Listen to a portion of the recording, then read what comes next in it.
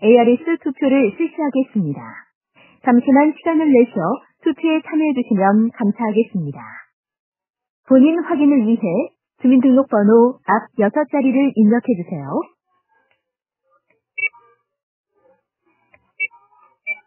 더불어민주당의 제19대 대통령 후보자 선출을 위한 경선에 4명의 후보가 출마하였습니다. 귀하께서는 더불어민주당의 대통령 후보로 누가 가장 적합하다고 생각하십니까? 모든 후보자들의 기호와 이름을 끝까지 들으신 후 번호를 눌러야 입력이 가능합니다. 기호 1번, 이재명 후보면 1번, 기호 2번, 최성 후보면 2번, 기호 3번, 문재인 후보면 3번, 기호 4번, 안희정 후보면 4번을 눌러주세요. 귀하께서는 기호 1번 후보를 선택하셨습니다. 투표 결과가 맞으면 1번, 다시 투표하시려면 투표가 완료되었습니다. 참여해주셔서 감사합니다. 안녕히 계십시오.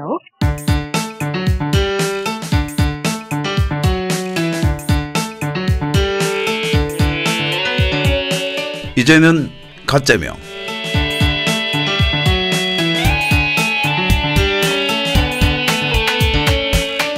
여론조사는 7%, 실제 경선 결과는 15.3%. 이것이 현재 행해지고 있는 여론조사의 허구성입니다. 현재 이재명 후보는 3위를 달리고 있습니다. 하지만 3위라고 걱정할 필요는 없습니다. 우리에겐 수도권 경선이 남아있기 때문입니다. 수도권 경선에서 우리 모두 힘을 모아서 모든 국민이 진짜 행복할 수 있는 진짜 교체를 이뤄내야 할 것입니다.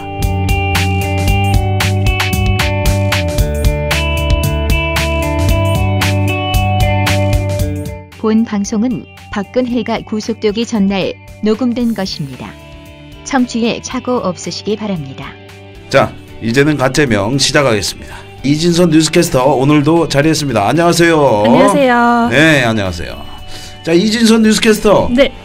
호남 경선하고 충청 경선이 끝났는데 네네. 봤어요? 경선 결과가 SNS에 계속 올라오더라고요. 아니 그러니까 봤냐고. 직접 보진 못하고. 저는요. 네. 호남 경선에는 직접 갔다 왔는데 분위기 장난 아닙니다. 장난 아니에요. 현장에서 직접 보셨어요? 그럼요. 제가 직접 갔다 왔죠. 아주 중요한 민주당 첫 번째 경선 지역인데 당연히 이게 현장에 가서 이게 분위기를 느껴야 되지 그죠. 않겠습니까? 그리고 또 이게 이재명 후보 나오니까 당연히 또 가야죠. 그죠. 근데 갔는데 네. 이재명 후보를 지지하는 지지자 여러분들 너무 감동적이었습니다. 어떤 부분이 감동적이었나요? 일단 다른 후보 진영의 지지자들하고는 조금 차원이 달라요.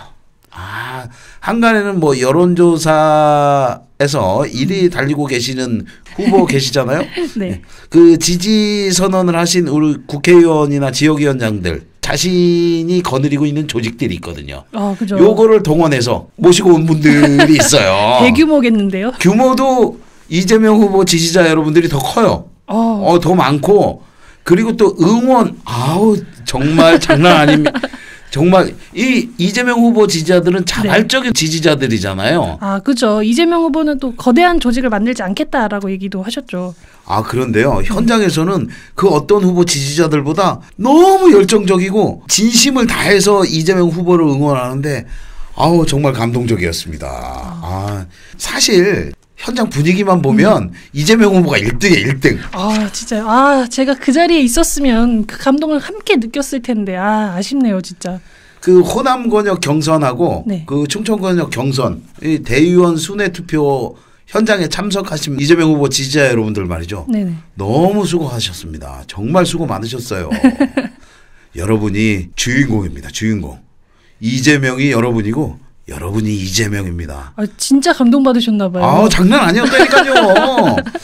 그 아무래도 수도권은 말이죠. 네. 이재명 후보의 본진 아니겠습니까? 본진. 그렇죠. 이재명 후보가 지난해 촛불 집회에서 가장 먼저 박근혜 전 대통령의 탄핵을 주장하면서 촛불 시민들의 열렬한 지지를 받으며 유력 대권 후보로 급부상했죠. 그렇죠.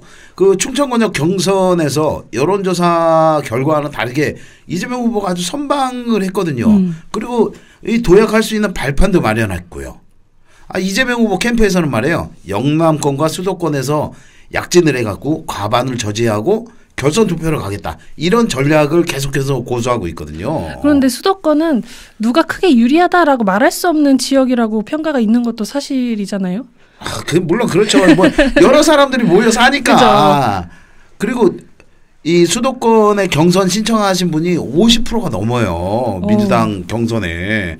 근데 말이죠. 제가 한 가지 팁을 드리면 네. 그 이재명 후보의 후원금이 얼마 전에 12억을 돌파했다는 소식이 있었잖아요. 아, 네, 그렇죠. 잠시 후에 전해드리려고 했죠. 그 이재명 후보의 흑수저 후원회. 이 후원회는 다른 후보 후원회하고는 좀 다르게 시민들이 십시일반해서 후원금을 낸 후원자들로 구성이 돼 있잖아요. 그렇죠. 그 숫자가 상당하거든요. 제가 전해들은 바로는 네. 그 후원자들 중에 약 한 70%에 가깝게 수도권에 집중이 돼 있다는 거죠. 그러면 후원자들이 적극적으로 투표에 임할 수 있다라는 말씀이시네요. 그런 거죠. 그런 거. 이런 것들이 이게 네. 이재명 후보하고 캠프 관계자들이 수도권에서 충분히 승부를 걸어볼 수 있다. 뭐 이렇게 자신감을 갖는 이유가 아니겠습니까? 아, 그렇겠네요. 정말. 자, 그럼 우리도 자신감을 갖고 네. 이재명 후보의 소식을 한번 전해드리도록 하겠습니다. 아, 네. 소식 전해드리기 전에 청취자 여러분들의 방송 후기와 청취자 의견을 전해드려야죠. 그렇구나.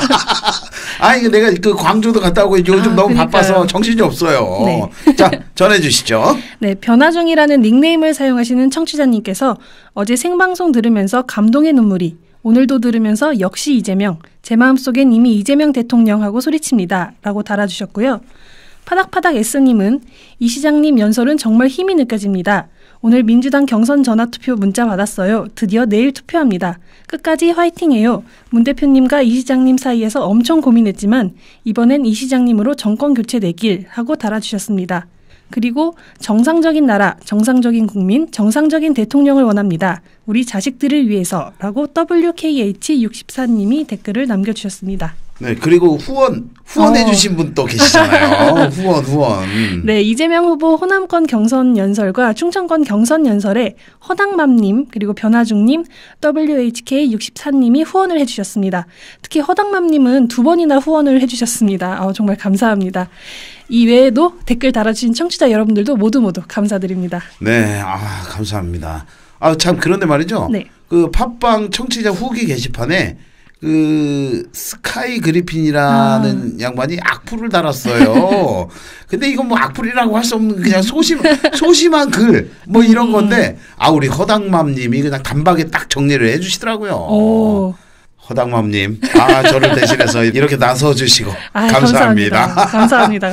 근데 그 악플 수준이 그게 뭐, 너무 소심해. 진짜. 아니, 더한 걸 원하시는 거예요, 지금? 제가 얘기를 했잖아요. 네네. 악플 달려면 제대로 다르라고. 너무 약합니다. 그죠. 그리고 제가 이거 호남 경선 연설, 네네. 충청 경선, 네네. 그 연설도 네. 제가 실황 올려놨거든요. 네네. 들어보셨어요? 네네, 들어봤죠. 정말 최고 아닙니까? 사실 저희 방송도 편집을 하면서 제가 많이 듣거든요. 그쵸. 그래서 사실 업데이트하면 그 이후에는 잘 안 들어요. 네네. 그런데 이재명 후보의 이 2번의 연설은 벌써 한 3-4번 정도는 들은 것 같아요. 정말 대단한 연설이에요. 우리 청취자 여러분들도 시간이 나실 때 한번 들어보세요. 이동하실 때 들으셔도 되고 뭐 시간이 한 12분 네, 정도 맞아요. 되니까 이동할 때 들으시면 딱 맞는 그 시간이거든요. 이재명 제대로 할 수 있습니다. 너무 진짜 감동이 계속. 그럼요. 들어보셔야 된다니까 이거. 그럼요. 계속 들어야죠. 네.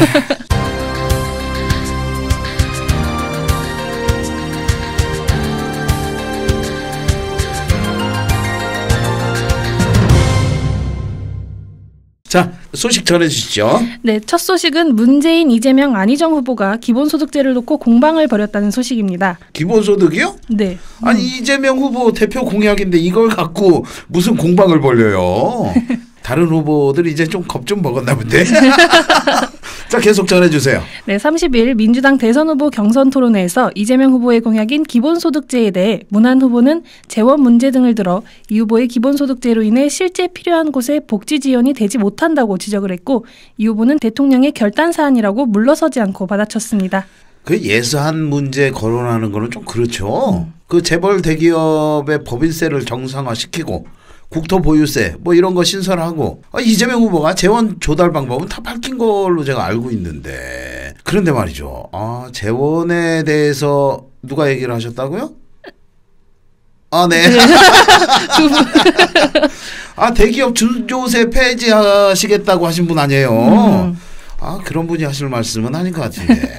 이날 토론회에서 나온 말 중에는 문 후보가 이 후보가 말하는 기본소득 보장제도는 선별적인 게 아니냐며 국민연금 소득 대체율을 높이고 아동수당 및 청년 구직수당을 한다든지 그러면 이 후보의 취지도 살면서 정말 필요한 사람에게 가지 않겠느냐고 주장을 했습니다. 그러자 이 후보는 지금 하신 말이 여기에 다 포함돼 있다. 똑같은 거다. 말이 다를 뿐이다. 라며 문제는 보편적으로 할 것이냐 선별적으로 할 것이냐의 차이다. 이미 선별돼 있다고 말했다고 합니다.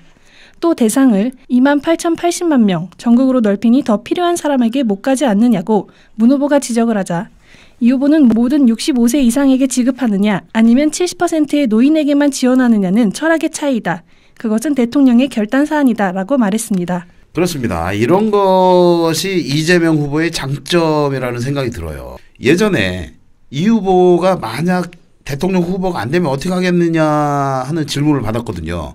그때 이 후보가 대통령 후보가 안 되더라도 공약은 남는다 이렇게 얘기를 했거든요. 공약이 실행되는 게 훨씬 더 중요하다고 말한 거죠.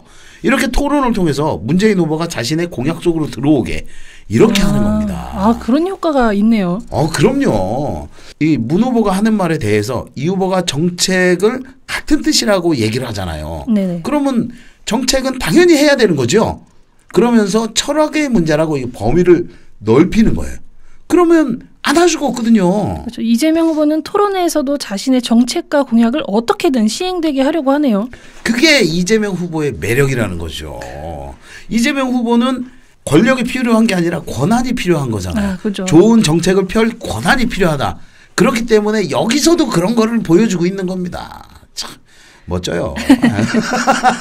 자, 다음 소식은요. 네, 영장 실질 심사를 받기 위해 법원에 출석한 박근혜 전 대통령에 대해 이재명 후보는 구속이 당연한 사안이라며 법원의 구속영장 발부를 촉구했습니다. 이 후보는 국회에서 기자들과 만나 범죄 행위가 중대하고 범죄를 부인하고 있고 언제 도망갈지 모른다.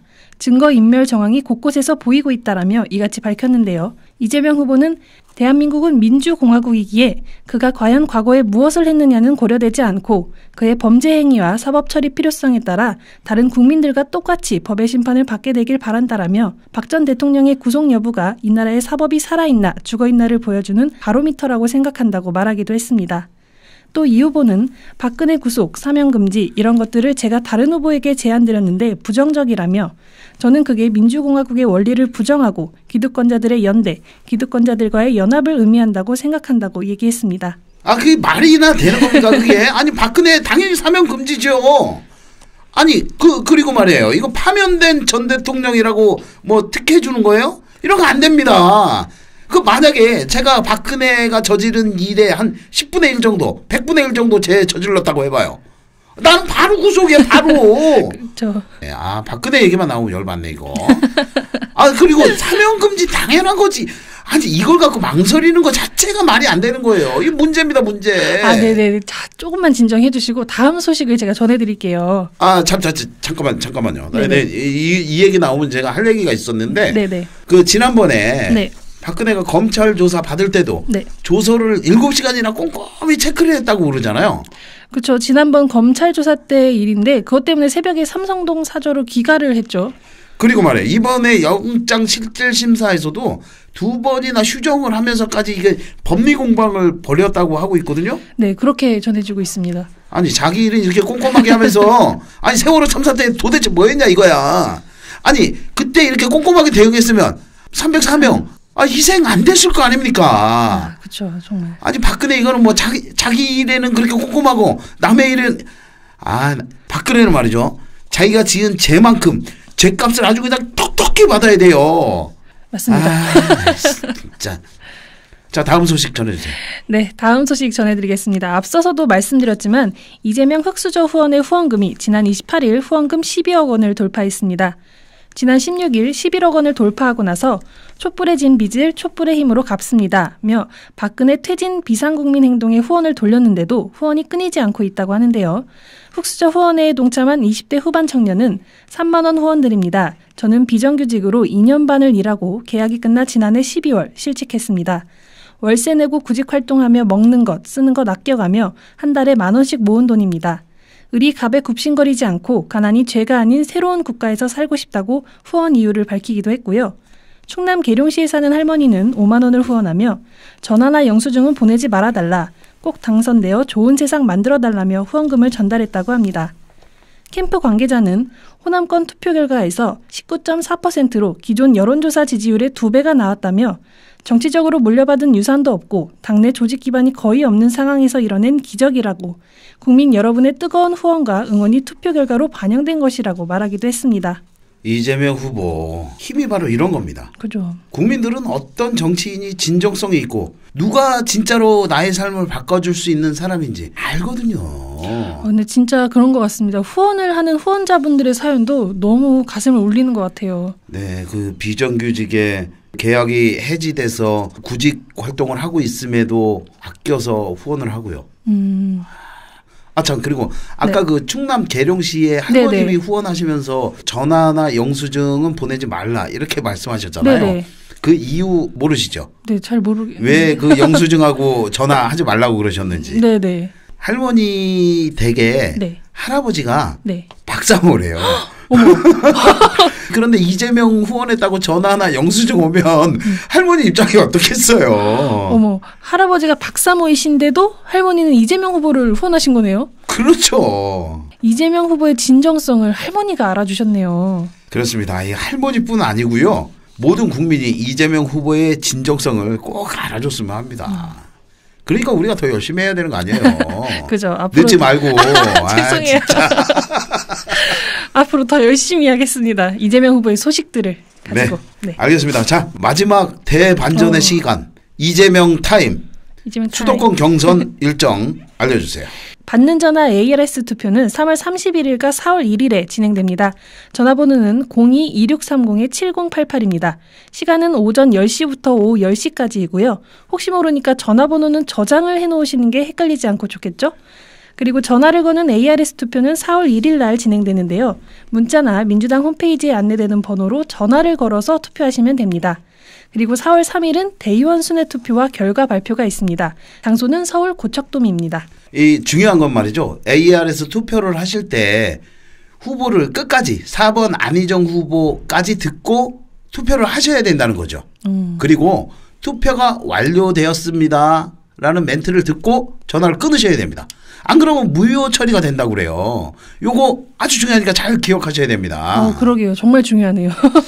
자, 우리 ARS 투표 대한민국을 바꾸는 한 표가 될 수 있는데 말이죠. 그 무효표 만들면 안 되니까. 그럼요. 정신 똑바로 차리고 끝까지 최선을 다해서 대반전 이재명 타임. 기대됩니다. 정말 기대돼요. 자, 이진선 뉴스캐스터 오늘도 수고 많으셨습니다. 네, 수고하셨습니다.